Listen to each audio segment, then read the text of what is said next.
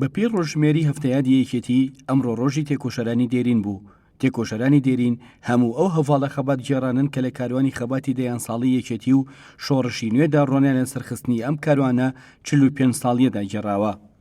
لە دەستەی دامەزرێنەر و لە مەفرەزە سەرەتایەکان لە سەرکردایەتی ناو و دەرەوەی وڵات لە پێشمەرگە و هەڤاڵانی دێرین لە پارتیزانەکانی دوای ئەنفال و هەموو خەباتگێڕانی قۆناغە سەختەکان هەروەک سەرۆک مام جەلال تەئکیدی دەکردەوە ئێمە جەماعەتێکی بەوەفاین بۆ هەڤاڵە دێرینەکانمان، یەکێتی نوێبوونەوەش لەسەر هەمان ڕێواز دەڕوات.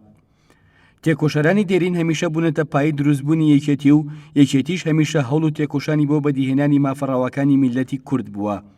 ڕووبارێک خوێنی پڕ لە تێکۆشانی ئەم حیزبە شاهێدی ئەوەیە کە یەکێتی و تێکۆشەرەکانیشی لە سەرەتای دروستبوونیانەوە لە پێناو بەرجەستەکردنی مافەڕاوەکانی گەلی کورد و بەدیهێنانی خەونەکان خەباتیان کردووە. گەر لە مێژووی یەکێتی بڕوانرێت بەڕوونی دەبینرێ کە لە قۆناغی خەباتی شاخدا پێشمەرگەکانی شاخ بوێرانە و بێسرەوتن تێکۆشاون تاوەکو سەرکەوتن نەسرەوتن.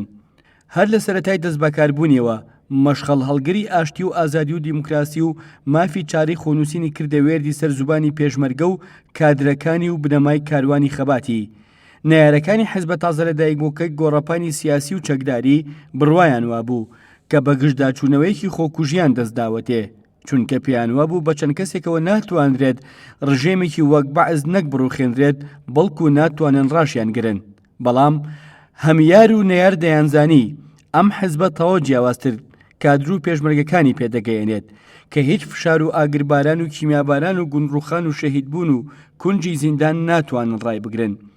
هێدی کاروانی خەباتی یەکێتی نیشتیمانی کوردستان ڕووی لە هەڵکشان کردو ڕۆژانە چەندین کەس دەبوونە پێشمەرگە و لەسەر بیر و هزری خەباتگێڕی پەروەردە دەکران تا نەیهێڵن دوژمنانی گەلی کورد بۆ ساتێک بەبێ ترس و دڵە ڕاوچێ دابنیشن. بە شاهێدی هەموو لایەکیش ڕێکخستنە دێرینەکانیش لە ناوشاردا و لە پەنای دڕندانەترین ڕژێمدا کە ڕژێمی بەعسی ڕووخاو بوو توانیان خەبات بکەن و کاری ڕێکخستن بۆ پەڕی بوێریەوە بێ گوێدانە ترس و تۆقاندن و زەبر و زەنگ و کۆتوبەندی زیندان بەردەوام بوون لە خەبات بۆ گەیشتن بە دیموکراسی و مافی مرۆڤ و مافی چاری خۆنووسین. خەباتی دوور و درێژی یەکێتی تەنها بۆ بەدیهێنانی مافەکانی کورد نەبووە لە باشووری کوردستان، بەڵکو ئەو خەباتە لە پێناوی کوردستانی گەورەدا بووە و ئەویش بە شاهیدی دۆست و دوژمن خەباتی یەکێتی بۆ دیموکراسی و ئازادی کورد لە ڕۆژهەڵات و ڕۆژئاوا و باکوور و باشوور بووە. هەموو ئەمانەش بۆ پشتیوانی مێژووی یەکێتی دەردەکەوێت کە بە ئومێدی یەکڕێزی هێزە کوردستانەکان و قۆڵبوونەوەی هاوخەباتی و بە ئامانجی شادبوونی میلەتەکەمانە بە مافی دیموکراسی و نەتەوەیی